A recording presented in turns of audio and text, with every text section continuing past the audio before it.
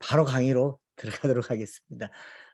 이제 또 5주간 계속 뵙게 될 거고, 말씀 암송 자녀 교육을 하면 최영규 목사님, 또 그리고 저 강동현 목사님, 박정숙 팀장님 이 분들을 계속 기억하게 될 테니까 오늘은 첫 주 강의 잘 들리시죠? 네. 우리 암송 학교 하는 천재 암송하는 아이 중에 백은실 사모님 둘째 아들이 아빠에게 그렇게 말했다 그래요.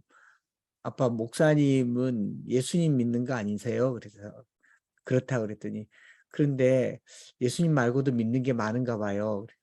뭘 믿냐 했더니 성경 마태복음 7장 24절 말씀 찾으신 줄로 믿고 읽겠습니다. 왜 그걸 믿으세요? 그렇게 말했다고 그래요.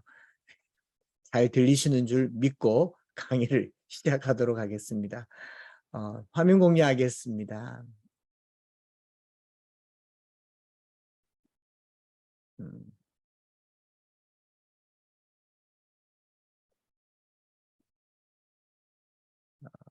어디냐.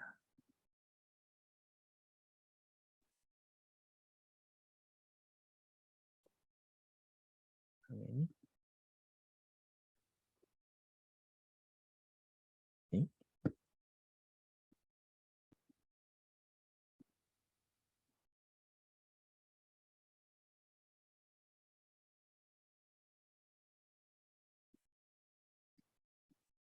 화면 잘 보이시죠? 네, 잘 보이시는 줄로 믿고 윤희계 303 비전 성경암송학교 준윤희계 과정 1단계 과정 시작하도록 하겠습니다. 우리는 303 비전으로 산다. 제가 예전에 강의한 걸 이제 찾아보다 보니까 예전 강의 안에 월든의 이제 헨리 데이빗 소로의 일기의 제일 첫 번째 페이지에 있는 1852년 11월 23일 일기 첫 장을 넘기면 여기에 나와 있는 첫 장에 이렇게 표현이 있어요. 자식이 남자가 될 것인지 여자가 될 것인지 부모가 결정할 수 없잖아요. 그죠? 뱃속의 아이가 아들인지 딸인지 우리가 결정할 수 없는데 태어난 그 아이가 보탬이 될 만한 인류의 가족이 될 것인지 아닌지는 여전히 부모의 손에 달려있다라는 문장으로 강의를 시작하려고 합니다. 우리가 아이를 갖고 아이가 태어나는 그 과정에서 남자일지 여자일지 또 얼마나 키가 클지는 그 유전적인 성격들은 우리가 결정할 수 없지만 그 아이가 커가면서 인류의 보탬이 될지 안 될지는 여전히 부모의 손에 달려있다. 우리 어머님, 아버님들이 암송학교를 통해서 이 자리에 참석한 여러 가지 이유들, 가장 큰 이유는 자녀 교육이겠죠. 우리 아이들을 어떻게 잘 양육할까에 대한 큰 마음의 과제를 가지고 이 자리에 참석했는데 우리의 손에 하나님께서 자녀를 맡기셨고 이 자녀들이 이 인류에 이바지할지 안 할지 결국 우리의 손에 있다는 것을 마음에 다짐하면서 말씀 암송 자녀 교육에 우리가 힘을 다할 수 있으면 좋겠습니다. 영상을 하나 보고 강의를 계속 진행하도록 하겠습니다. 말씀 암송 가정 예배가 시작됩니다. 303 비전 말씀 암송 학교에서 배운 꿈나무송을 율동과 함께 힘차게 부르는 아이들. 경태와 6살인 동생 영서의 저녁 시간은 항상 이렇게 가정 예배로 채워집니다. TV 대신 엄마와 마주 앉아 말씀을 암송하는 이 시간은 아이들에겐 너무나 행복한 순간이겠죠? 매일 수도 없이 반복하며 외웠던 말씀은 아이들의 삶과 생각 속에서 인내와 용기를 심어줬습니다. 힘들지만 참고 하면요 암송이 좀 되는 것 같아요. 시험 기간 때는 이사해서 41장 10절 말씀이 또 떠올랐고 돌아오지 말라 내가 너와 함께 두려운 상황에 이사야 말씀이 떠올랐다며 곧바로 암송하는 경태. 너무나 기특하지요. 이사야 41장 10절 말씀 어서 빨리 말씀 천절 암송을 꼭 하고 싶다는 이 남매의 얼굴은 너무나 진지합니다. 4년 동안 말씀 암송 가정 예배를 드린 이들 남매에게 마태복음 1장 암송은 너무 쉬운 부탁이었을까요?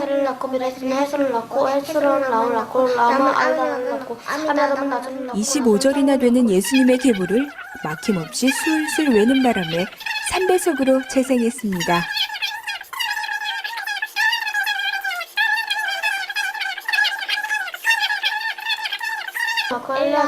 한두 번 해본 솜씨가 아닌데 얼마나 암송을 해야 이렇게 가능할까요? 아, 이거는 반복이고 연속적인 훈련밖에 없겠구나. 훈련화 시켜야 되겠구나. 라는 거를 또 배웠고, 그렇게 또 배웠었고, 그 실전을 또 해보니까 그 수밖에 없었어요. 같은 빌라 2층에 살고 있는 8살 찬혁이와 6살 주혁이네 가정을 찾았습니다. 성경 암송 기도문을 하겠습니다. 온 가족이 모여 앉아 말씀 암송 예배를 드리고 있는 이 모습은 모두가 꿈꾸는 이상적인 크리스천 가정의 모습입니다. 한창 장난치며 말을 듣지 않을 나이인 이들 형제가 아침 저녁으로 꼭 빠지지 않고 하는 일이 있다고 하는데요.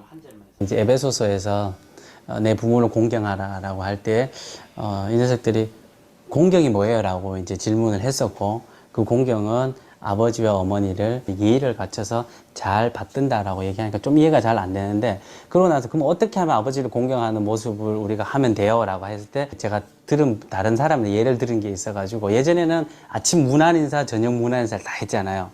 그래가지고 그러면 그때부터 이제 얘기했죠.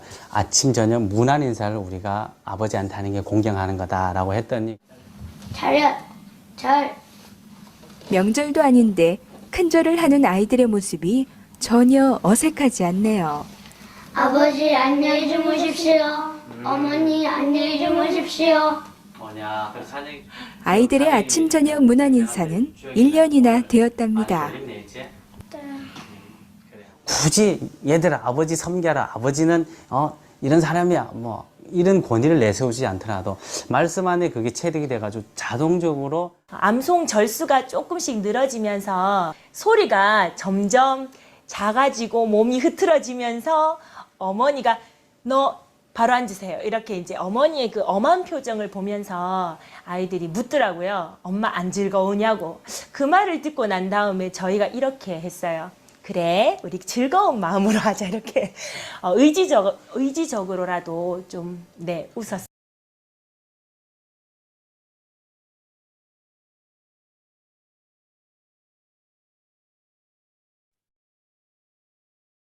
목사님 소리가 안 들립니다. 10년 전에 찍은 저희 교회 아이들 영상인데, 지금 이 아이들 고3, 고1인데요. 다 저희 교회에서 지금도 아침 저녁으로 절하고 있고요. 교회 오면 본당에서 기도하고 목양실 와서 항상 제 방에 먼저 와서 목사님 저희들 왔습니다, 갈 때 저희들 갑니다, 인사 잘하고 있고, 어딜 가든지 이렇게 캠프 중에도 이렇게 절을 하기도 하고요. 또 이렇게 절 잘하니까 부모님들이 이 친구들을 이제 학교 친구들을 얘네들 집에 보내서 주말에 같이 자고 오게 하는 거예요. 그래서 주말에 같이 잠자면 애들이 놀러 갔다가 제가 한번 이 아이들 놀고 있는데 잘 있나 해서 들어가 봤더니, 얘들아 목사님 오셨다, 차렷 절에서 얼떨결에 일어나서 벌떡 절하는 애들, 우리 교회 다니는 애들 아니거든요. 그런데 좋은 문화를 이렇게 말씀 암송 중에 대화하면서, 공경이 뭐예요? 공격이란 단어는 들어봤는데 공경은 못 들어봤던 단어잖아요.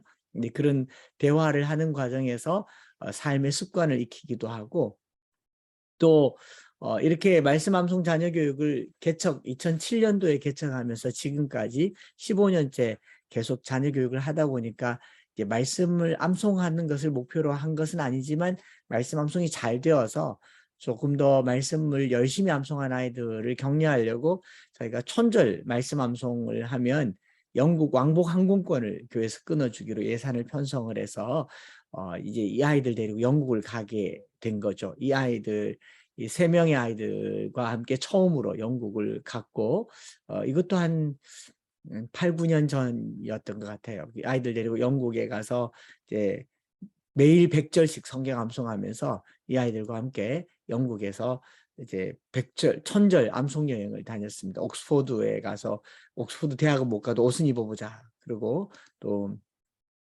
요한 웨슬레 목사님이 목회하던 그 뉴룸이라고 하는 곳에 가서 보고 두 번째 영국 간 아이들이고요. 여기 앞에 이 천절 암송했던 처음으로 갔던 이 세 아이 윤치호, 재호, 경태 이 아이들이 영국 처음 갔을 때 트리니티 신학교의 교수님이 이 아이들 초대해서 같이 식사를 했어요. 식사하면서 밥 먹으면서 갑자기 기습적으로 질문한 거죠. 너희들 정말 천절 암송한 거 맞냐? 네, 했어요. 제일 좋아하는 거 하나만 해봐 했더니 이 아이들이 서로 속닥속닥 하더니 제일 좋아하는 걸로 암송한 게 뭐냐면 마태복음 1장이었어요. 아까 영상에서 본 것처럼 아브라함과 다윗의 자손 예수 그리스도의 세계를 아브라함 이삭을 낳고 이삭은 야곱을 낳고 야곱은 유다와 그의 형제를 낳고 유다는 베레스를 낳고 베레스는 헤스론을 낳고 헤스론은 람을 낳고 아미나답을 낳고 낳고를 다 암송하고 나니까 구약학 교수님이셨던 이 교수님이 지금은 총신대 교수님이죠. 그러니까 전영호 교수님이 물었어요. 니들 마태복음 1장이 천절 중에 제일 좋나? 여러분 천절 암송에서 제일 좋은 구절이 마태복음 1장일 수가 없잖아요. 그런데 이게 어떻게 제일 좋냐 물었는데 이때 당시 이 아이들이 초등학교 6학년인데 대답이 기가 막혔어요. 가르쳐 준 적 없는데 마태복음 1장을 암송하고 있으면 구약 성경이 살아 들어오는 것 같다. 아브라함 이름이 나오면 창세기 12장이 생각이 나고 솔로몬 이름 나오면 열왕기상 3장이 생각나고 누구 이름 나오면 구약 성경이 생각나더라고요. 그래서 마태복음 소리가 1장은 마태복음 1장은 구약 성경 전체의 한 장짜리 축약본이다라는 거를 6학년이 얘기하더라고요. 그래서 저희가 그때 그 교수님이랑 제가 무릎을 치면서 깨달은 게 뭐냐면은 우리가 암송하는 성경 말씀은 하나님의 감동으로 된 것이고 교훈과 책망과 바르게 함과 의로 교육하기에 유익한 하나님의 말씀이라는 것을 깨닫게 됐죠. 그래서 우리는 말씀을 심어주기만 하면 말씀이 그 속에서 살아 역사하신다는 것도 성령의 역사라는 것을 믿게 되었습니다. 우리 어머님들 여기 다 모여서 성경 암송을 한다고 할 때 우리의 지능으로 지적 능력으로 성경을 암송하는 것 같지만 심어준 말씀은 하나님의 감동으로 된 하나님의 말씀입니다. 그렇기 때문에 이 말씀이 우리 안에서 살아 역사한다는 것을 믿으시기 바랍니다. 그래서 사도 바울이 말한 것처럼 나는 심었고 아볼로는 물을 주었거니와 자라게 하시는 이는 하나님이시니라. 우리 어머님들께서 자녀들에게 말씀을 심어주기만 하면 말씀은 그 아이들의 속에서 자랄 것이고 언젠가 그 아이들 속에서 성령으로 역사하게 될 것이라는 이 믿음으로 성경을 암송하는 거예요.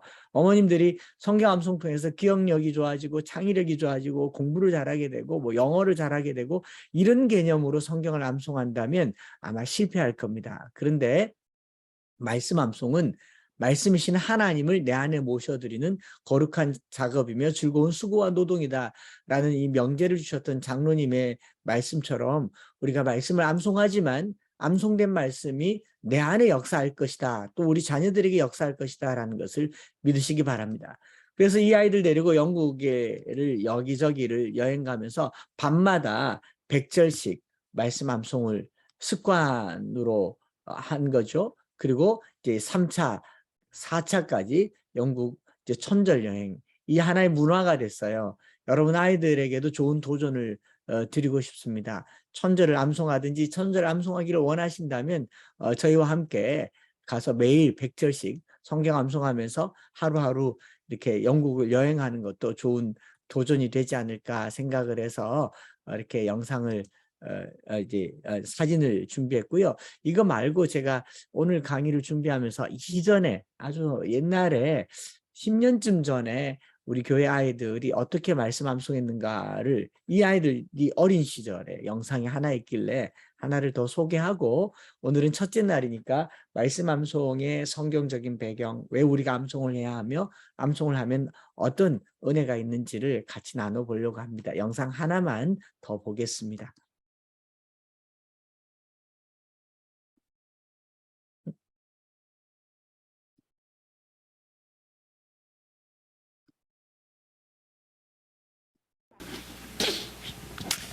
하나님, 오늘 안성 예배를 하게 해주셔서 감사합니다.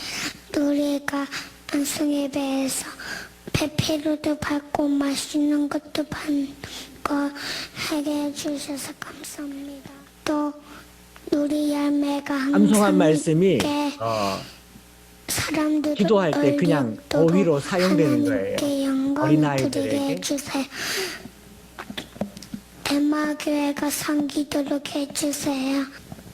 하나님 보존에서 우리 아주 좋아하는 걱정합니다. 우리 어머니 해주는 기술을 인도하며 야복음 2장 1절부터 18절까지의 마치의 말씀에 계시니라. 이 말씀이 하나님과 함께였더니 이 말씀은 곧 하나님이시니라. 그가 대체 하나님과 함께였고 아모레 그로 매미하마 지원받았으되 에메스는 그로 매미하마 지원받았으되 세상이 그를 지원받을 못하였고 자기 땅에 오면 자기 우상에 영접하지 않았으나 영접은 갈수록 빨라지죠. 그들에게는 습관이 되어서 암송을 하는 모습이죠. 이니 하여튼 몰라 욕설하나 남의 뜻으로 나자 내가 내가 중하여 죄를 내가 쓰는 모르게 내때 오시니까 나보다 앞서가는 나보다 먼저 계심이라 그것이 사람의 허락힘이라 아니라 네가 다 그의 중요한 내를 받은 은혜와 은혜라 이번 들은 엄마지 얻은 것이 은혜와 진 예수 그리스도로 매미하마 온 것이라 원래 하나의 본들 알고 없을 아버지 그들에게 있는 특성을 하나님의 대하셨느냐 아무것도 자기 일상생활 속에서 핫초코 하나 뽑아 먹을 때도 암송을 했습니다.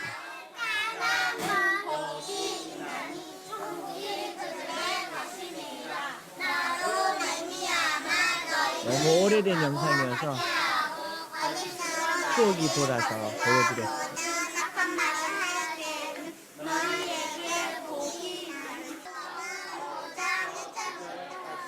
성도들과 함께 가족 캠프를 가거나 길을 걸을 때도 이렇게 모여서 저녁에 암송을 합니다.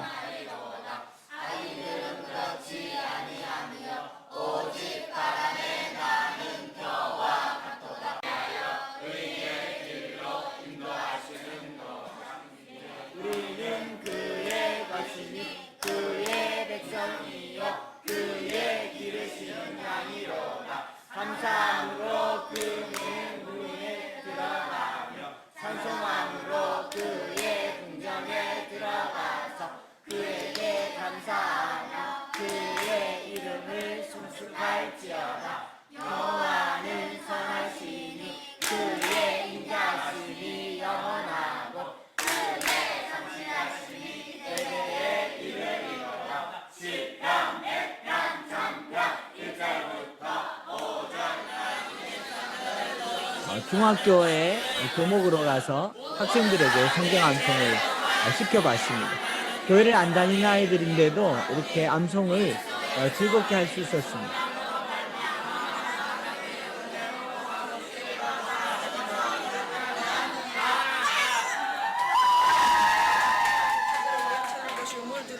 너희에게 열릴 것이니 구하니마다 받을 것이요 찾나니 찾아낼 것이요 문을 두드리니에게 열릴 것이니 너희 중에 누가 아들이 떡을 달라는데 돌을 주고 생선을 달라는데 뱀을 줄 사람이 있겠느냐. 너희가 악한 자라도 좋은 것으로 자식에게 줄 줄 알거나 하물며 하늘에 계신 너희 아버지께서 구하는 자에게 좋은 것으로 주시지 않겠느냐. 그러므로 무엇인지 남에게 대접을 받고자 하는 대로 너희도 남을 대접하라. 이것이 율법이요 선지자니라.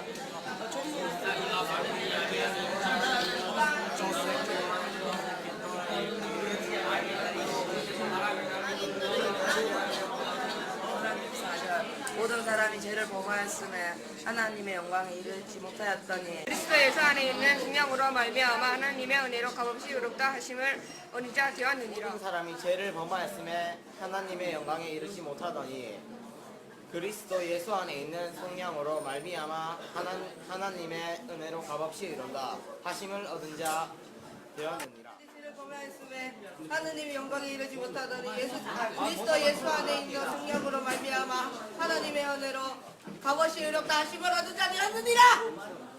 다 됐죠? 아멘.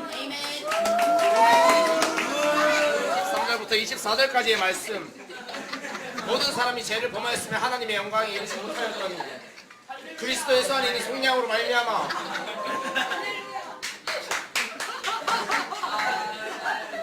값없이 의롭다 하심을 얻는 자 되었느니라.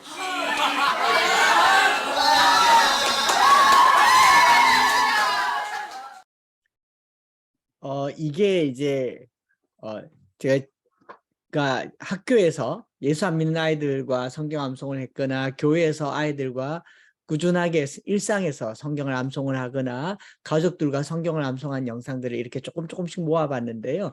이 마지막에 본 영상에서 여러분 중학생들 2학년인데 정말 나라를 지킨다고 하는 중학교 중2병 아이들의 중학교 2학년 아이들에게 제가 학기 초에 얘들아 나와 성경 말씀 50절 암송하면 신사임당 줄게. 한 절당 1,000원씩 해서 신사임당 장학금을 걸었더니 아이들이 수업 시간마다 제 설교를 들으려고 하지 않고 오늘의 구절을 달래요. 오늘의 구절. 그래서 오늘의 구절을 줘서 50절을 수업 시간마다 계속 암송하게 했는데 중간고사 때 그 최진성이라는 아이가 시험 공부는 하나도 하지 않고 전교 147등 하는 아이가 시험 공부는 하나도 하지 않고 중간고사인데 50절을 다 암송을 한 거예요. 우리 1단계 앞바닥 정확하게는 47절이죠. 47절을 다 암송을 하고 신사임당 장학금을 받았어요. 그리고 중간고사 시험을 쳤는데 전교 26등을 한 겁니다. 학교가 난리가 났어요. 너 어떻게 이렇게 됐냐? 기억이 나더래요. 영어 문장이 기억이 나고 수업 시간에 들은 게 기억이 나더라. 집중력이 생겼다.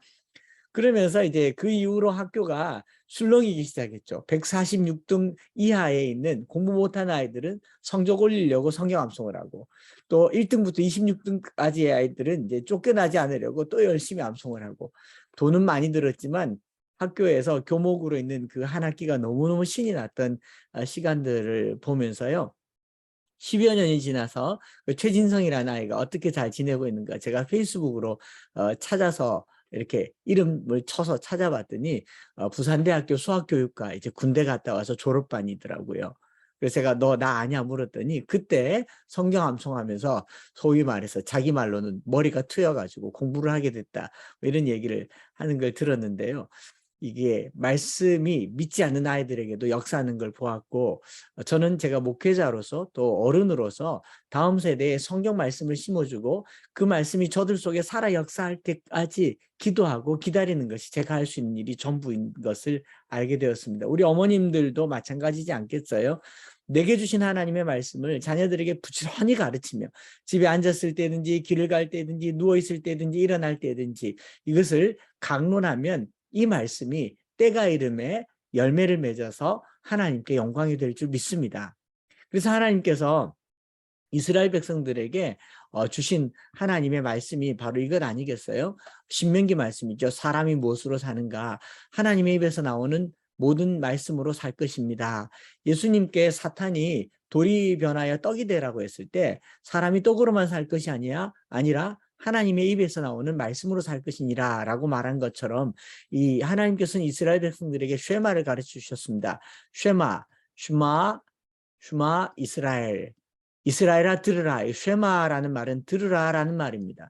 이스라엘아 들으라. 아도나이 하나님 엘루헤누 우리 하나님 여호와는 아도나이 에하드 오직 하나인 여호와이시니 라는 이 말씀이 바로 신명기에서 하나님께서 말씀하신 이 자녀교육의 핵심인 것이죠. 여기 보면 쉐마 이스라엘아 들으라 라는 말을 계속 반복해서 들어보면요. 이 이스라엘 백성들이 신명기 역사를 기록하면서 우리가 왜 바벨론에게 망했는가 우리가 왜 포로로 잡혀갔는가를 반성하면서 하나님의 말씀을 듣지 않은 거죠. 우리가 언젠가 실패했을 때 혹은 학교에서 공부를 못하게 되었을 때 사업에 실패했을 때 흔히 하는 말이 내 말 듣지 않아서 그랬다라는 얘기를 듣지 않습니까? 하나님께서도 실패하고 낙심한 우리 인생들에게 너희가 내 말을 들어야 되지 않는가 하는 그런 말씀을 하는 거죠. 그래서 하나님과 자기 백성들과의 이 관계는 쉐마 이스라엘아 들으라. 하나님은 말씀하시는 하나님이고 이스라엘 백성들은 듣는 관계 속에서 하나님과 이스라엘 백성들과의 관계가 형성됩니다. 그런데 오늘날 우리 신앙생활의 패턴은 보면요. 우리가 말을 많이 합니까? 하나님께서 우리에게 말씀을 많이 하도록 귀를 엽니까? 신앙생활의 많은 부분이 기도를 많이 하나님께 드린다, 기도를 한다라고 배워왔잖아요. 우리가 교회에서 배울 때는 기도는 하나님과의 대화이며 소통이며 교제라고 얘기하지만 정작 우리 기도 생활을 보면 하나님께 무수한 기도를 아뢰기만 하지 들으려고 하지 않는 것, 이것은 사실 이교도들이 하는 신앙 행태와 크게 다르지 않습니다. 하나님께 많은 기도를 하지만 들으려고 하지 않았고 듣지 않아서 이스라엘이 망했다라는 것이죠. 사탄이 이 시대에 우리에게 심어준 것이 바로 이런 거예요. 말을 많이 하지만 들으려고 하지 않습니다. 아내의 이야기를 남편이 들으려고 하지 않습니다. 남편의 회사의 어려움을 아내가 들으려고 하지 않아요. 잔소리만 합니다. 자식들이 부모님에게 학교에서 일어난 일을 계속 얘기하지만 사실 들으려고 하지 않아요. 또 부모의 이야기를 자녀들이 듣지 않습니다. 당장 지금 뭐 11시 좀 넘은 이 시간에 여러분 문 밖에 동네마다 어귀마다 카페가 있습니다. 커피숍이 많아요. 옛날에는 다방이었는데 지금은 커피숍이었죠. 커피숍이 되었죠. 그 커피숍 혹은 카페에 음악 소리가 안 들릴 정도로 이 아주머님들이 모여서 막 수다를 떱니다. 얼마나 많은 얘기를 하는지 가만히 듣고 있어 보면 대화의 주제도 정말 뭐 코미디 프로그램을 능가할 만큼 웃기는 이야기입니다. 두 분 아주머님이 얘기를 하는데 주제가 달라요. 한 분은 시어머님 얘기를 하고 한 분은 자기 아들 얘기. 어머 언니 나 시어머님 때문에 못 살겠어. 뭐 날마다 전화가 와서 이거 해라 저거 해라. 어떻게 하면 이 시댁으로부터 시월드로부터 벗어날 수 있을까. 계속 얘기를 하면 그 밑에 있던 언니가 그러니 우리 아들이 이번에 중간고사에서 성적이 얼마가 나왔는데 고등학교를 어딜 가면 좋을까? 자사고가 좋을까? 특목고가 좋을까? 과학고가 좋을까? 언니 우리 시아버님 생신이 다가오는데 선물을 뭐 하면 좋겠어? 막 묻고 있으면 그래 우리 딸이 이번에 피아노를 치는데 어디 학원을 보내면 좋을까? 주제가 다른 얘기를 막 이야기하다 어머 시간 다 됐는데 못다한 얘기는 카톡으로 하자 해. 그러고 헤어져요. 곰곰이 시간이 지나서 보면 들은 얘기는 아무것도 없어요. 내가 한 말밖에 없어요. 그런데도 불구하고 우리는 그런 만남을 좋아해요. 왜냐하면 내가 말하고 싶은 거죠. 내가 말하고 싶은 거. 그래서 내가 말하도록 계속 조장을 하고 내 말을 들어주는 사람이 없어서 우리는 외롭다고 얘기합니다. 그래서 이런 외로운 사람을 달래주는 전문 직종 상담가라는 게 생겼지 않습니까? 전문 상담가가 돈 5만 원, 10만 원 주고 가서 내 이야기를 원 없이 들어줘요. 그러면 그 사람들이 하는 일이 뭐예요? 그냥 듣고만 있어요. 그랬습니까? 어머, 저런, 헐, 어쩐데요? 그리고 돈 받아요. 이 세상은요. 말하는 사람 말하라고만 이렇게 만들어 놨습니다. 정부의 말을 백성이 듣질 않아요. 백성의 소리를 정부가 듣질 않아요. 듣지 않기 때문에 깨진 관계가 이 세상의 인간관계이며 세상살이이죠. 그런데 하나님께서 이스라엘 백성들에게 뭐라고 얘기하냐면 쉐마 이스라엘, 이스라엘아 들으라 라고 얘기하죠.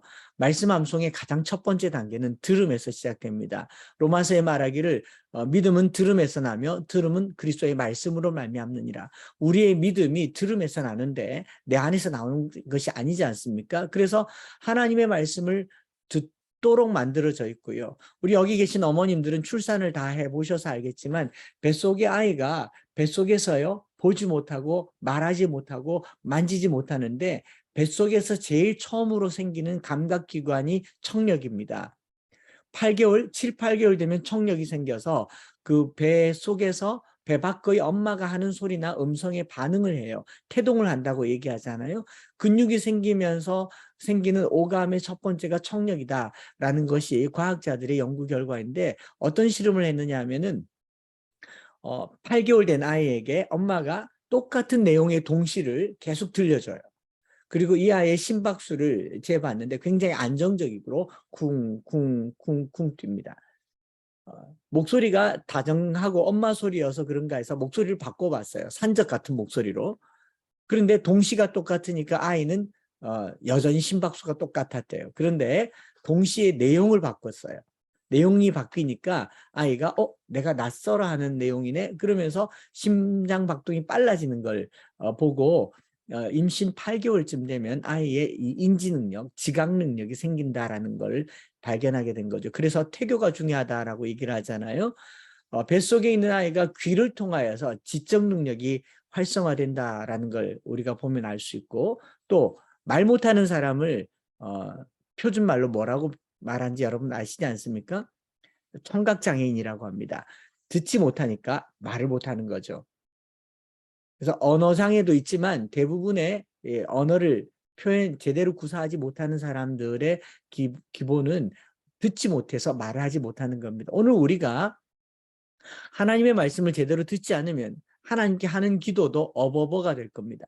그러나 하나님의 말씀을 제대로 들으면 우리가 그 말씀을 가지고 하나님께 기도하기 때문에 강력한 기도가 될 수 있습니다. 그러므로 하나님과 이스라엘 백성과의 모든 관계는 들음에서 시작되고, 하나님은 세상을 창조하실 때도요, 세상을 창조하실 때 창세기 1장에 보면 여호와께서 이르시되 있으라 하시니 있었고 그대로 된지라 보시기에 좋았더라. 하나님께서 말씀하신 대로 된 세상을 하나님께서는 보시기에 좋았다라고 하셨죠.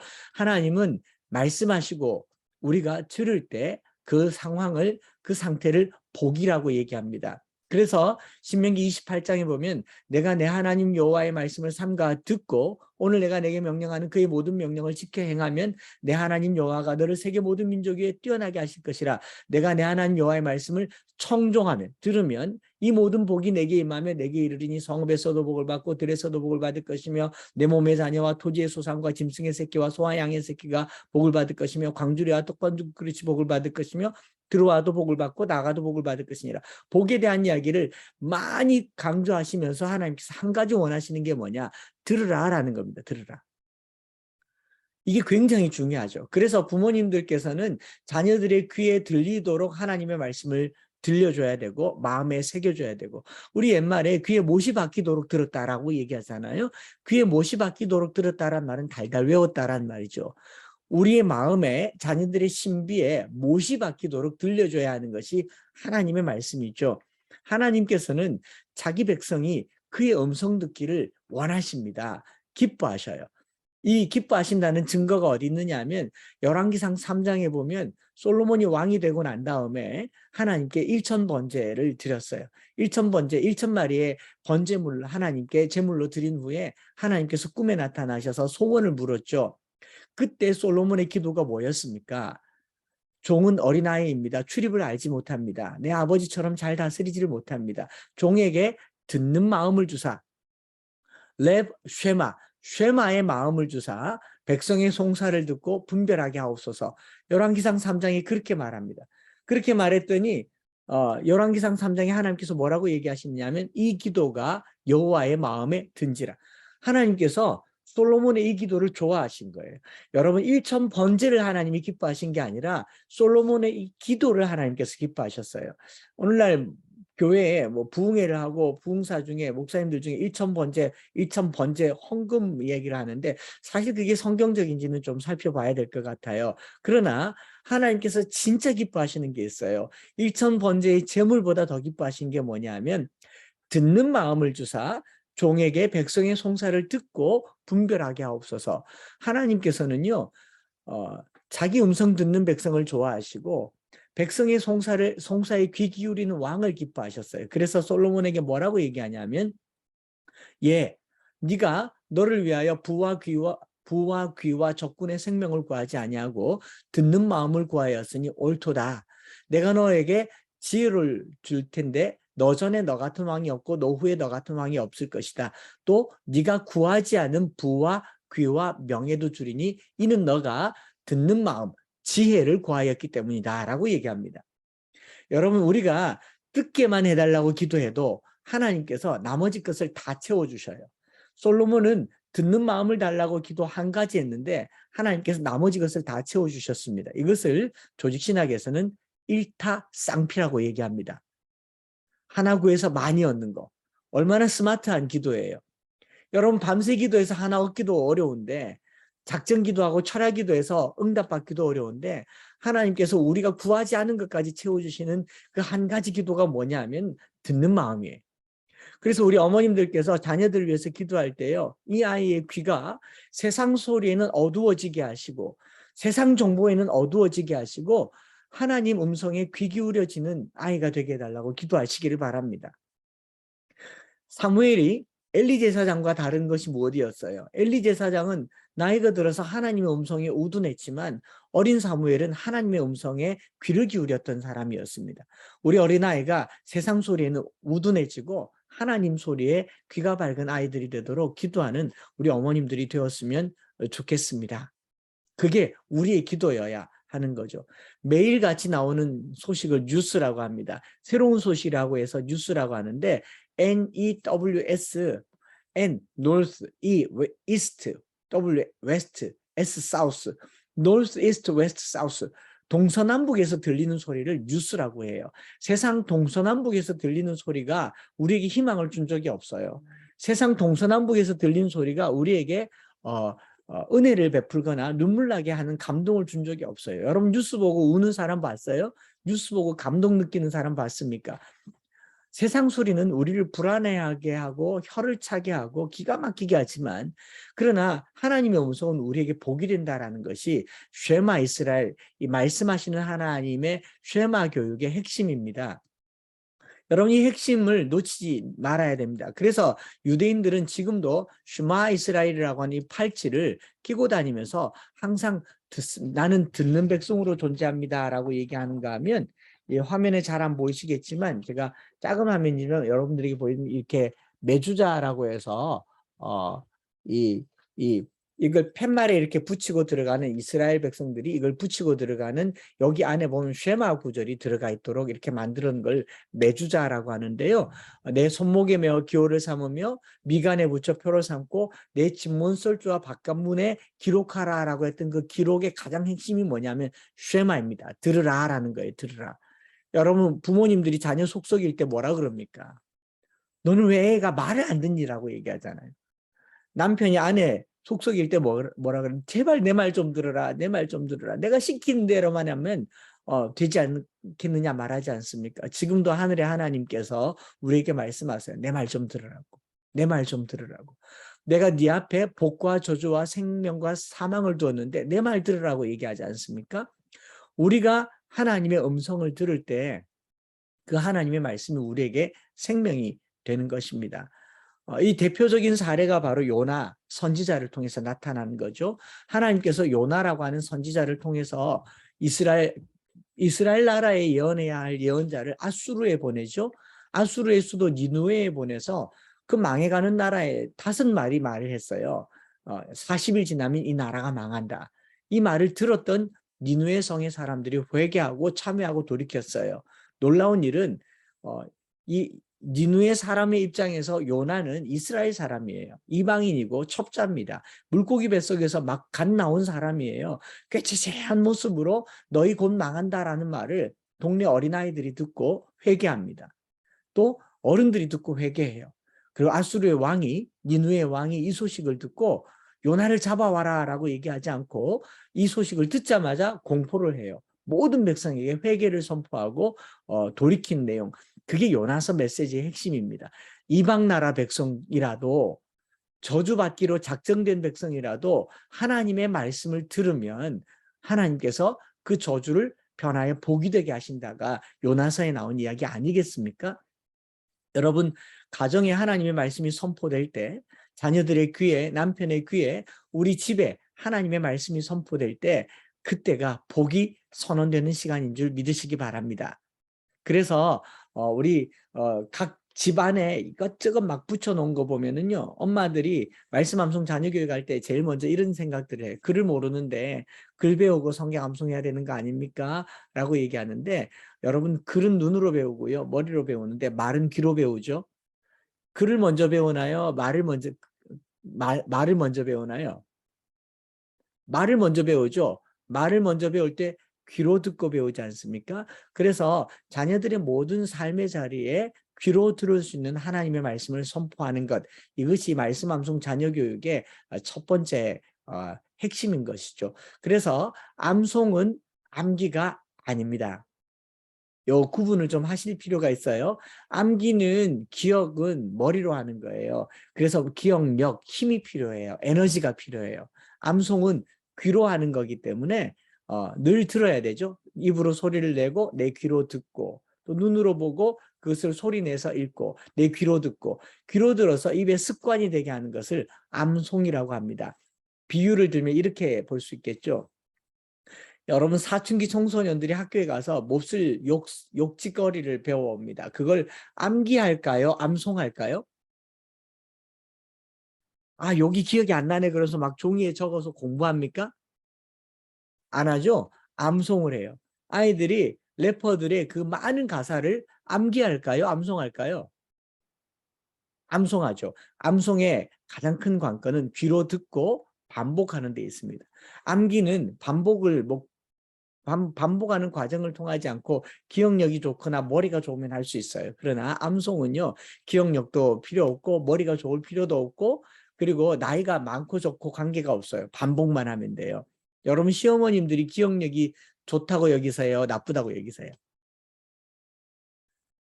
대체로 들어보면 좋다고 그래요. 왜 좋은가 물어봤더니 했던 얘기를 또 하고 또 하고 또 하고 입만 떼면 그 레퍼토리가 끊임없이 나와요. 왜 그럴까요? 기억력이 나쁜가요? 아니에요. 반복하잖아요. 암송의 핵심은 반복이다. 끊임없이 반복하는 것이 중요하고 그것을 반복하기 위해서 신명기 6장 4절부터 9절까지에는 손목에 메어 기호를 삼으며 미간에 붙여 표로 삼고 내 집 문설주와 바깥문에 기로 갈지니라.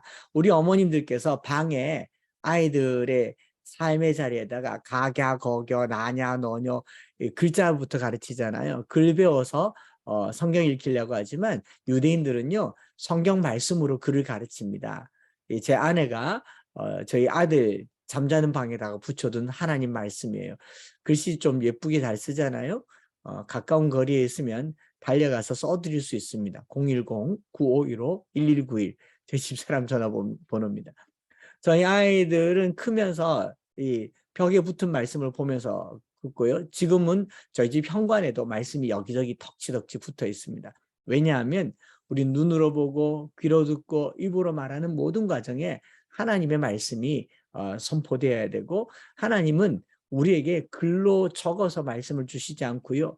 귀로 들을 수 있는 말씀을 전해줬고 구약 성경 말씀이든지 신약 성경 말씀이든지 가장 먼저 전해졌을 때는 입에서 귀로 전해진 말씀이었어요. 예수님께서 제자들에게 글로 적어서 신약 성경을 주신 게 아니라 산 위에서 말을 하셨죠. 외치신 거예요. 외치신 말씀을 제자들은 귀로 들어서 마음에 새겼고 나중에 글로 썼습니다. 이걸 이제 좀 학문 용어로는 오럴 트래디션이라고 하는데 구전 전통, 구술성이라고 하는데 우리가 오늘날 이제 책에 기록된 이 책으로 나와 있는 이 성경 책에 있는 말씀을 책에 놔두면 그냥 책이 있는 겁니다. 입으로 선포하고 귀로 듣고 마음에 새길 때 내 안에 살아계신 하나님의 말씀이 된다라는 것이 바로 말씀 암송 자녀 교육의 또 핵심이겠죠. 그래서 제가 암기와 암송을 좀 구별을 했고요. 암송의 가장 핵심은 귀로 듣는 것이고 입으로 소리를 내는 것이다. 이 입으로 소리를 눈으로 보고 입으로 소리를 내고 귀로 듣는 이 행위의 과정을 통하여 말씀이 내 안에 들어오게 되고요. 내 안에 들어온 말씀은 어느 날 어느 순간에 살아 역사하게 됩니다. 여러분 1단계 마치고 2단계, 3단계 과정 할 때 보시면 묵상이라는 걸 이제 강의를 하게 될 거예요. 묵상은 그냥 되는 게 아니고 암송을 통해서 내 안에 들어온 말씀이 내 안에서 꿈틀꿈틀거리면서 살아 역사하게 되는 묵상의 4단계가 있어요. 그 묵상의 4단계를 3단계 성경 암송학교 할 때 한번 들어보시면 말씀이 내 안에서 어떻게 서로 하이퍼링크라고 하는데 링킹이 되어서 연결되는지를 경험하게 되는 그런 시간을 갖게 될 겁니다. 그래서 오늘은 1단계니까 기본적으로 1단계 말씀을 암송하는 맛을 보셨으면 좋겠어요. 소리를 내시고 반복을 하시고 그래서 계속 반복하면서 말씀이 내 안에 어떻게 역사하시는지를 경험해 보셨으면 좋겠습니다. 왜냐하면 말씀은 곧 하나님이시기 때문에 그렇습니다. 태초에 말씀이 계시니라 이 말씀이 하나님과 함께 계셨으니 이 말씀은 곧 하나님이시니라. 그가 태초에 하나님과 함께 계셨고 만물이 그로 말미암아 지은 바 되었으니 지은 것이 하나도 그가 없이는 된 것이 없느니라. 성경에 말하고 있잖아요. 이걸 도식으로 나타내면 굿. 하나님께서 세상을 만드시고 말씀으로 만드시고 보시기에 좋았더라 하셨어요. 굿 하셨어요. 그런데 그가 없이는 God, God, 하나님을 빼버리면 어떻게 될까요? 여기다가 G를 빼고 O를 빼고 D를 빼면 뭐가 남습니까? Nothing. 그가 없이는 된 것이 없느니라. 우리가 자녀들을 교육하면서요, 아무리 좋은 것을 자녀들에게 심어준다고 해도 하나님 없는 교육이 성공일 수가 없죠. 여러분, 하나님 없이 서울대학교 가는 것을 우리가 성공이라고 말할 수 있습니까? 세상을 어지럽히고 세상을 혼란하게 만든 사람들이 못 배운 사람들이었어요? 힘없는 사람들이었습니까? 가지고 힘있고 배운 사람들이 왜 세상을 어지럽힙니까? 하나님 없이 성공해서 그렇습니다. 하나님 없이 성공하는 것 자체가 세상을 위기에 빠뜨리는 거예요. 우리 어머님들은 자녀를 교육하면서 공부 잘하면 좋겠죠. 서울대학교 가면 좋겠죠. 그러나 하나님 없이는 서울대학교 아니라 뒷문으로도 못 들어간다. 전문대라도 가서는 안 된다라는 마음에 결단이 있었으면 좋겠습니다. 여러분, 원숭이 한 마리가 나무를 타고 물가에 내려와서 목이 말라서 물을 떠먹다가 물속에 물고기를 보니까 물을 싫어하는 원숭이가 털짐승이니까 손으로 물을 떠먹는데 물속에 물고기들이 막 헤엄을 쳐서 다니는 게 아니라 자기가 보기에는 허우적대는 것 같아요. 그래서 이 물고기를 살려줘야겠다 해서 물 밖으로 다 끄집어냈어요. 꼬리를 막 잡아서 손을 내서 깊숙하게 손을 넣어서 물고기를 물 밖으로 다 쳐냈어요. 물 밖에 나온 물고기들은 어떻게 됐겠습니까? 당장이 죽지는 않겠죠? 물 밖에 나온 물고기들이 포다다닥 포다다닥 포다다닥 그러니까 원숭이가 흐뭇하게 쳐다보면서 살아있네. 그러고 다시 나무를 타러 갔대요. 한 2시간쯤 지나서 다시 물을 마시러 그 냇가로 나왔더니 자기가 쳐낸 물고기들이 다 어떻게 됐습니까? 죽었어요. 원숭이가 무릎을 탁 치면서 이렇게 말했답니다. 아깝다. 내가 너희를 조금만 더 일찍 건져줬더라면 살 수 있었을 텐데 너무 늦게 건져줬구나. 다음부터는 물 먹기 전에 너희를 먼저 건져주겠다라고 헌신했다는 이 전설이 있습니다. 무슨 말이겠습니까? 물을 싫어하는 원숭이는요, 물속에 있는 물고기가 죽어가는 것 같아요. 우리 부모님들이 하나님 없이 자녀들이 성공하는 것, 이것을 성공이라고 여기시면 안 됩니다. 그거 죽는 겁니다. 그렇지 않습니까? 그런데도 불구하고 우리 어머님들은요, 성경 암송하면 이 아이들이 성경 암송하면서 세상적으로도 성공하기를 기대해요. 영어도 잘했으면 좋겠고 중국어도 잘했으면 좋겠고 제가 어디 대전에 성경 암송학교를 했더니 그 교회 담임 목사님께서 아이들에게 이제 중국어도 시켜라, 영어도 시켜라, 이 아이들 데리고 뭐 인류대학 보내라 그러는데 굉장히 위험한 발상입니다. 어떤 엄마는 아이들이 6살, 5살 어린이집에서 영어 배워오면요, 그 영어 한마디 배우는 것에 가슴을 막 뛰면서 영어 어린이집을 찾아다니더라고요. 5살짜리 아이가 어린이집 갔다 와서 뭐 Mommy, Good morning, How are you? I'm fine, thank you. And you? 그러면요, 막 엄마 가슴이 벌떡벌떡 뛰면서 살아있네 그러면서 막 이 아이를 어떤 엄마는 혀도 자른다면서요. 100만 원, 200만 원 들여서 어린이집을 보내기 시작하는 거죠. 그래서 이 아이가 영어를 잘할 거라고 착각하지만 그 기간 동안에 배워야 할 하나님의 말씀을 못 배운 아이가 영어를 잘해서 세상을 어지럽힐 것이라고는 1도 생각을 안 하는 거예요. 여러분, 덧셈 뺄셈 안 가르쳐도 하나님 말씀 가르쳐야 됩니다. ABCD 몰라도 하나님 말씀 가르쳐야 됩니다. 그거 없이는 된 것이 없느니라. 하나님 없이 성공하는 것은요, 인생 자체가 패배하는 겁니다. 반대로는요, 태초에 하나님이 천지를 창조하셨을 때 어땠습니까?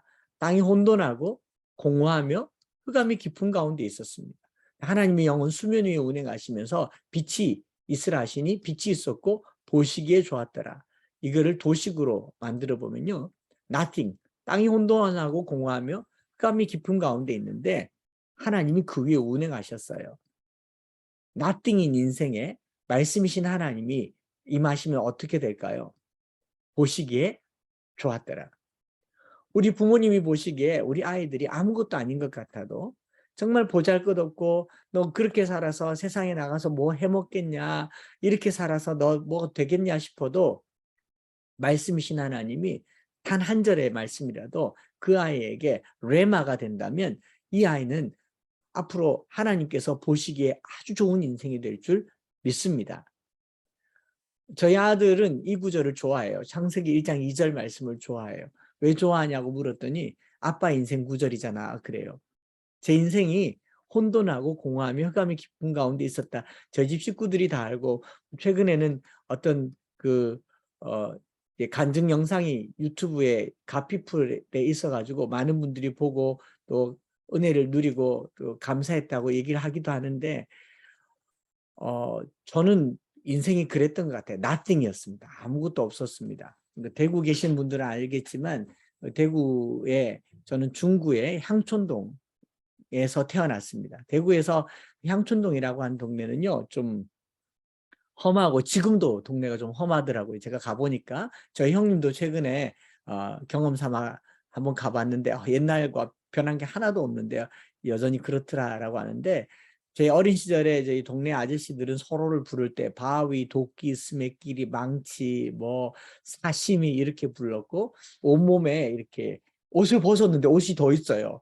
뭐 호랑이, 가죽, 검은 옷, 뱀, 그 다음에 뭐 이런 거미 이런 걸 그려놓고 다니는 옷, 그리고 주머니에는 뭐 연장 같은 거 들고 다니는 아저씨들이 우리 동네 아저씨들이었습니다. 저는 거기서 태어났고 거기서 유년 시절을 보냈습니다. 저희 어머님이 저를 이제 10달 반 만에 낳았어요. 이제 만산 가득 찼는데도 애가 안 나와서 병원에 가봤더니 이제 좌우로 눕혀져 있어서 와산이라고 그러죠. 자리를 못 잡아서 대구에 있는 한일산부인과에서 수술해서 이렇게 낳았는데 나고 나서 얼마 되지 않아서 어머님이 이제 복통을 많이 호소해서 병원 가봤더니 자궁에 혹이 있는데 암이라고 합니다. 53년 전에 그 암을 수술할 수 있는 기술이 없었기 때문에 이제 그냥 이제 죽는가 보다 했는데 마침 방사선 치료가 실험 단계에서 시술 단계로 도입돼서 방사선 치료를 받을 수 있게 됐습니다. 요즘 같으면 1차, 2차, 3차 하루에 몇 차례씩 해서 이 암세포를 줄이죠. 줄여서 마지막에 수술하거나 완전히 태우는 집중 치료 방법을 하는데 그때 당시는 아주 초기였기 때문에 방사선 거기를 어머님의 그 자궁 쪽에 집중적으로 육분열을 내리쬐습니다. 그래서 암세포만 탄 게 아니고 다 타버린 거예요. 왼쪽 다리, 허벅지, 대퇴부 새까맣게 타버린 다리를 가지고 저희 어머님은 이제 제가 태어나고 얼마 되지 않아서 동산병원에 입원해서 초등학교 5학년 때까지 병원에 누워 계셨습니다. 그래서 저의 유년 시절은 동산병원과 향촌동이 전부다라고 할 정도로 이제 아침에 학교 가면 병원 갔다가 향촌동으로 돌아왔다가 학교 갔다가 병원 갔다가 이런 삶을 계속 살았더랬어요. 뭐 배울 거라고는 그 동네에서 나오는 그런 험악한 언어들, 삶들밖에 없었고 아마 제 연배에 계신 분들은 아시겠지만 저희 바로 뒷집이 초원의 집이라고 하는 이 나이트클럽인데 중학교 2학년 때 불이 나가지고 80여 명인가 뭐 18명의 청소년들이 완전히 전소되어서 불타버리는 그런 것도 눈으로 보면서 살았던 곳이 바로 제 유년 시절이었습니다. 그리고 어머님이 5학년 때 병원에서 병원비가 없어서 강제로 퇴원당하고 집에서 매일같이 병원에서 주는 처방전 따라서 진통제 주사만 이렇게 양은 냄비에 주사기 끓여가지고 뭐 이렇게 혈관 주사를 혼자 맞으시면 또 한 4시간 주무시고 일어나면 또 아프다 그러면 또 진통제 맞으시고 1년여를 그렇게 이제 진통제를 맞으시다가 초등학교 6학년 때 저희 어머님은 돌아가셨습니다. 그게 이제 병원 말로는 한 사흘간 잠만 주무시다가 돌아가셨는데 몰핀을 너무 많이 맞아서 쇼크 사했다라고 얘기를 하더라고요. 그런데 우리 향촌동 아저씨들은 저를 보고 너희 엄마 마약 중독으로 죽었다 이런 말 들으면서 사춘기를 막 시작하게 된 거죠. 그리고 이제 어머님 돌아가시고 한 달 만에 아버지께서 이제 그 향촌동에서 살기가 너무 무섭고 또 팍팍하니까 이제 집을 가산을 다 탕진해 버렸으니까 먹고 살 길이 막막하던 차에 마침 그 전라남도 영산강 하구에 이제 그 국유지 개포를 막아서 바닷물을 막아서 농사짓는 농사꾼 모집한다는 소식을 듣고 저희 아버님은 농사 지어서 오겠다고 저희 3남매를 향촌동에 그냥 내버려 둔 채 전라남도로 가버리셨습니다. 가서 20년 동안 나타나지 않으셨어요. 그래서 저희 3남매는 향촌동에서 이제 그냥 살아남아야 했죠. 마침 저희 형님은 공부를 좀 잘했고 총명해서 고3이었는데 학력고사 수능 시험을 쳐서 서울의 한양대학교 공과대를 입학하면서 서울로 가버렸습니다. 그러니까 서울에는 부잣집들이 많으니까 입주과외 라는 걸 하면서 서울 가서 생계를 유지했고, 저희 누님도 20살이 되면서 이제 20살에 서울로 시집 가버린 거죠. 저만 덜렁 향촌동에 남아서 중1, 2, 3, 고1, 2, 3 시절을 보내야 하는데 땅이 혼돈하고 공허했습니다. 흑암이 깊은 가운데 있는 그런 삶이라고 말할 수 있겠죠. 그죠? 땅이 혼돈하고 공허하고 흑암이 깊은 가운데 있었습니다. nothing이었어요. 아무것도 없었습니다. 그런 인생이 오늘 이렇게 목사가 될 수 있었던 것은 하나님의 영이 수면 위에 운행했기 때문이라고 말할 수가 있겠죠. 초등학교 4학년 때 저희 집 앞에 제 친구가 지나가면서 그냥 자전거 타고 가면서 한마디 던진 그 말이 제 인생의 빛이 됐어요. 뭐냐? 장수야, 교회 52번 가면 필통 준다 그러는 거예요. 제가 필통 받으려고요, 밥 먹다가 숟가락 집어 던지고 교회로 갔어요. 교회 가서 52번을 교회를 열심히 갔죠. 52번을 열심히 교회를 가고 필통을 받았는데, 받고 나서 알게 됐죠. 52번이 1년이더라고요. 1년 개근상으로 필통을 받았고, 그 필통 받고 5학년이 되던 그 신년 초에 저희 분방 공부해 주시던 김미자 권사님께서 얼마 전에도 통화를 했어요. 잘 자라줘서 고맙다고, 한 목사 내가 늘 너 위해서 기도한다라고 전화 통화도 했는데, 우리 권사님께서 그때 마태복음 6장을 이렇게 뭐 성경을 풀어서 설명한 것도 아니었어요. 성경을 그냥 읽어서 제 귀에 들려주셨는데 무엇을 먹을까 무엇을 마실까 몸을 위하여 무엇을 입을까 염려하지 말라. 이는 다 이방인들이 구하는 것이 아니냐. 공중의 새를 보라. 수고하지도 아니하고 수고도 아니하고 길쌈도 아니하되 너희 하늘 아버지께서 기르시나니 제게 손가락질 딱 하면서 창수 너는 이것들보다 귀하지 아니하냐. 그 말이 제게 너무 비수같이 꽂히더라고요. 내가 참 귀한 존재였구나.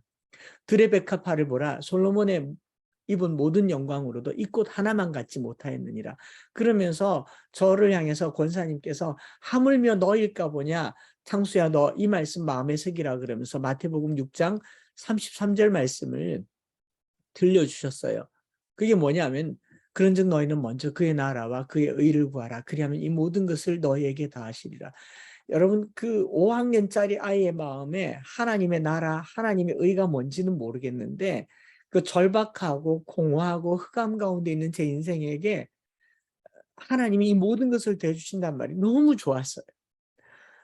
너는 이것들보다 귀하지 아니하냐 이 말씀이 너무 좋았어요. 그래서 저는 그 길로 교회를 다니기 시작했고 그 향촌동에서 눈으로 보고 귀로 듣는 모든 것보다 하나님 말씀 한 절이 제게는 너무 좋아서 제 귀에 들어온 그 말씀 붙들고 대구 시내에 있는 서성로 교회를 계속 다니기 시작했고요. 저희 모교회 권사님, 장로님, 집사님들이 제게 아버지가 되어주셨고 어머니가 되어주셔서 저는 그 교회를 꾸준히 출석하면서 이제 목사가 될 꿈을 갖게 된 거죠. 왜냐하니까 목사님이 사택이 있더라고요. 집 문제를 해결하려면 내가 목사님이 돼야 되겠다. 그래서 대학을 가야 한다고 해서 경북대학교를 갔더니 대구에서는 경북대학교가 좀 좋은 대학교예요. 그랬더니 저희 권사님들께서 아이고 창수가 또 대학도 갔다 그러면서 그 안주머니 경상도 말로 꼬장주에서 이제 10,000원도 주고 500원도 주고 1,000원도 주고 이러면서 장학금을 모아서 대학 4년 등록금으로 주시기도 하고 이 모든 것을 다 하시더라고요. 그렇게 해서 총신대학원을 가고 부목사가 됐는데 교회에서 또 이 모든 것을 너에게 다 하시리라. 영국에 유학을 다녀오게 하고 또 2006년도에 한국 들어와서 엠마오 교회를 개척하게 하고 그렇게 개척할 때 저희 모교회 권사님, 장로님들 다 오셔가지고 특송 불러주시면서 저를 품에 꼭 안아주시면서 창수야 고맙다. 향촌동에서 자라면서 목사가 되어줘서 고맙고 이렇게 공부하고 돌아와서 어젓하게 목회를 해줘서 고맙다고 안아주셨고요. 오는 주일이 저희 서성로교회 60주년 설립 기념주일인데 저는 교회에 인사하러 가요. 국화를 이렇게 화분을 이미 갖다 드렸고 저희 교인들과 함께 감사 예배를 드리러 서성로교회에 가는데 그 모교회 권사님, 장로님께서 저를 그렇게 말씀 한 절 심어주고 그렇게 기도해 주신 게 오늘 제게 재산이 되고 생명이 되어서 보시기에 나쁘진 않잖아요. 이렇게 목회를 할 수 있게 되었답니다. 저희 모교의 장로님께서 저를 소개하실 때 꼭 그렇게 소개하세요. 한창수 목사님 학벌이 좋다고. 나쁘다고 생각한 적 없었는데 그 장로님의 그 다음 말은 저를 완전히 무너지게 만들으셨어요. 눈물 나게 만드셨는데 뭐냐 하니까 한창수 목사님은 대한예수교 장로회 대구 서성로교회 주일학교 출신입니다. 그런데 너무 눈물이 나더라고요. 제가 어느 대학에서 공부를 했고 또 영국에서 공부를 했고 또 어디에서 박사학위를 받았고 이런 게 오늘 저를 만든 게 아니고 그 어린 시절 교회 학교에서 성경 말씀 한 절 배운 게 그 말씀 한 절 내 마음에 심어준 게 오늘 내게 최고의 학벌이 된 거예요. 어머님 안 계셨지만 아버지를 멀리 떠나보냈지만 오늘 내게 내 마음에 심어준 하나님 말씀 한 절이 내게는 이 외국의 어느 대학도 비교할 수 없는 하나님의 최고의 학부가 된 것인 것을 그날 그 장로님의 소개 말씀을 듣고 저는 우느라 설교를 제대로 하지 못했던 그 기억이 아직도 생생합니다. 우리 어머님들요, 아이들에게 심어준 한 절 말씀이요. 그 한 절 말씀이 아이들에게 어느 대학에서도 배울 수 없는 그가 없이는 된 것이 없느니라. 태초에 말씀이 계시니라. 이 말씀이 하나님과 함께 계셨으니 이 말씀은 곧 하나님이시니라. 여러분 말씀 암송은요. 하나님을 아이에게 심어주는 것이고 그 하나님은 창조주 하나님이세요. 땅이 혼돈하고 공허함이 흑암이 깊은 가운데 있을 때에도 이 하나님께서 아이들의 영혼을 아이들의 인생을 창조하실 것입니다. 여러분 가정에 말씀이 선포되면 그 가정은 창조의 역사가 일어날 것이고 새로운 삶이 시작될 줄 믿습니다. 그래서 여러분 말씀 암송은 그냥 뇌과학적인 도전이 아니라 창조다. 흑암의 빛을 만드신 하나님의 창조라는 것을 기억하셔서 말씀 암송 자녀 교육에 중요한 몇 가지만 알려드릴게요. 말씀 암송은 빨리 많이 암송하는 것이 목적이 아닙니다. 성경 암송하다 보면 김 집사는 200절 암송했대, 이 집사네는 100절 암송했대, 황 집사네는 벌써 영어로 암송한데 그게 중요한 게 아니에요. 303 비전은 30년씩 3세대입니다. 우리 자녀들과 함께 30년을 말씀 암송하는 것을 목표로 30년 동안 끊임없이 가정예배를 드린다는 각오를 하셨으면 좋겠어요. 제가 암송학교 할 때마다 꼭꼭 이 얘기를 합니다. 30년 동안 가정예배를 드려서 안 되면 자녀 데려오시라고. 제가 시집도 보내드리고 장가도 보내드리고 취업도 시켜드리고 강의료도 환불 해드릴게요. 303 비전 성경 암송학교는 30년간 AS가 됩니다. 그러니까 1년, 2년이 아니라 30년이에요. 그러니까 30년 동안 꾸준하게 말씀 암송 자녀 교육을 하시고 말씀 암송 자녀 교육을 수단으로 삼지 마세요. 성경 암송에서 자녀가 잘 될 거다. 성경 암송에서 자녀가 공부를 잘할 거다. 이건 수단이에요.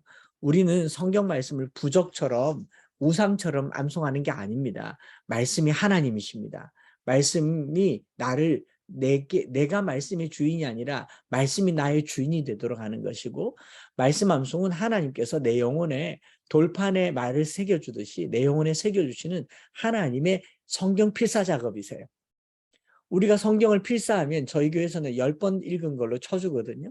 성경 암송하면요. 하나님께서 친필로 자녀들의 마음에 새겨주시는 성경 필사이고 말씀은 곧 하나님이십니다. 그것을 꼭 기억하셨으면 좋겠고 오늘날 교회가 다음 세대의 위기라고 얘기할 때 이 사사기 2장 10절에 보면 그 세대 사람들은 열조에게로 돌아갔고 그 후에 일어난 다른 세대 사람들이 났으니 그들은 하나님과 하나님이 하신 일을 알지 못하였더라. 끔찍한 말을 합니다.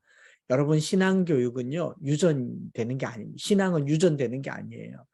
혈액형 유전돼요. 쌍꺼풀도 유전되고 그리고 머리 곱슬한 것도 유전됩니다. 키도 유전돼요. 그런데 신앙은 유전되지 않습니다. 재산도 상속해 줄 수 있어요. 신앙은 유전되지 않습니다. 신앙은요 교육해야 됩니다. 가르쳐야 돼요. 그래서 우리가 교육기관에 보내기도 하고 교회 학교에 보내기도 하잖아요. 가정에서부터 신앙을 잘 교육할 때 이 신앙이 열매 맺게 될 줄 믿습니다. 내 아이가 다음 세대가 안 될 수 있습니다. 성경에는요 다른 세대가 낫다라고 얘기해요. 디퍼런트 제너레이션이 낫다라고 얘기합니다. 혈통적으로는 내 아들인데 신앙적으로는 남의 자식이 될 수가 있어요. 혈통적으로는 내 딸인데 신앙적으로는 사탄의 자식이 될 수가 있어요. 그렇게 되지 않으려면 잘 교육하는 것, 이 말씀 암송 자녀 교육의 핵심이다라는 거, 여기에 중요성을 두고 아무리 급해도 우선순위에 말씀 암송 자녀 교육을 두셨으면 좋겠습니다. 저희는요, 여기 우선순위를 뒀기 때문에 아이들과 함께 컵에 물 한 잔 마실 때도 성경 암송을 하고요. 목욕탕 가서 우리 꼬맹이 아이들 데리고 사우나에 들어가서 성경 암송을 시킵니다. 고린도전서 13장 하고 나가라 그러면 내가 사랑이 한 것 천사의 말을 할지라도 사랑이 없어서는 무려 블라블라 다 하고 나가요. 항상 차를 타고 가는 동안에도 성경 암송을 하고 갈 수 있도록 그렇게 습관화시키는 거, 이것을 꼭 기억하셨으면 좋겠고, 마지막으로 우리 1단계 강의하시는 이영희 교수님 곧 강의를 하실 텐데 그거 하기 전에 저희 교회에서는요 모든 순서에다가 성경 암송을 집어넣었어요. 주일 예배 때 교동문 대신 성경 암송을 하고요. 수요일 날은 지금 이제 암송 예배는 없고 합창단이 월요일로 바뀌면서 수요일 날은 성경 연구, 성경 공부를 하고요. 그 다음에 꿈나무 합창단을 만들어서 이제 초등학교 5학년, 6학년, 9학년이 되면 집단으로 함께 암송하는 게 좋겠다 해서 303 비전 꿈나무 합창단으로 아이들과 함께 말씀 암송을 하고 있고, 이제 코로나가 끝나면 토요일마다 모여서 4시간씩 9시부터 12시까지 심덕지체 4시간으로 성경 암송 자녀 교육을 하고 있고, 교회와 가정 그리고 우리 삶에서 모범 또 체질화시키도록 하고 있고요. 제가 마지막으로 여러분들에게 보여드릴 것은 이영희 교수님 강의를 이번 단계에 하는 걸로 알고 있는데 말씀 암송 자녀 교육이라고 하는 책에 유대인들의 말씀 암송 방법 7가지가 나와 있어요. 이거 숙지하면 도움이 될 것 같습니다. 첫째로 소리를 내서 낭송하라. 성경 암송은 귀로 하는 게 아니라 눈으로 하는 게 아니라 귀와 입으로 하는 겁니다. 그래서 카라라는 말은요, 소리를 내서 읽다라는 말입니다. 외친다라는 말이에요. 큰 소리로 암송을 하셔야 됩니다. 중얼중얼하면 졸려요. 눈 감고 하면 졸립니다. 눈을 뜨고 손가락을 꽂아가면서 몸을 앞뒤로 움직이면서 암송하는 것이 암송의 방법 중에 하나일 겁니다. 한입이 암송법을 암송할 때 몸을 움직이면 왜 좋으냐? 유대인들이 연구 결과를 발표했는데 몸을 움직이면 혈액의 순환량이 많아지면서 혈액이 뇌에 공급하는 산소량도 많아지죠. 그래서 움직이면서 시끄럽게 하는 공부가 효과적이다. 요즘은 가만히 앉아서 공부하는 것보다 움직이면서 말하면서 글로 쓰면서 공부하는 게 효과적이라고 하죠. 그런 것처럼 성경 암송도 움직이면서 하면 훨씬 더 효과적이다라고 이야기를 하고 있고요. 오감을 다 활용하기 위해서 올리브유에 구운 달걀 1개. 유대인들은 암송하기 전에 올리브유에 달걀 1개를 구운다고 하는데 이게 얼마나 지혜로운가 했더니 최근에 100세 시대를 얘기하면서 건강하게 오래 사는 법에 우리가 먹어야 될 음식 중에 필수 음식 중에 견과류를 포함해서 올리브유에 구운 음식, 올리브유가 좋다라는 게 연구 결과에 나와 있죠. 하나님께서 이스라엘 백성들에게 감람나무를 선물로 주신 것 같아요. 그 감람나무에서 나온 올리브 열매와 올리브 기름이 장에 좋으면서 뇌 기능을 활성화시키는데 유대인들은요, 이 향긋한 냄새로 달걀 1개를 굽는 순간 유대인들의 자녀들은 이 냄새를 맡으면서 곧 암송하겠구나 라면서 자기 스위치 전환을 한대요.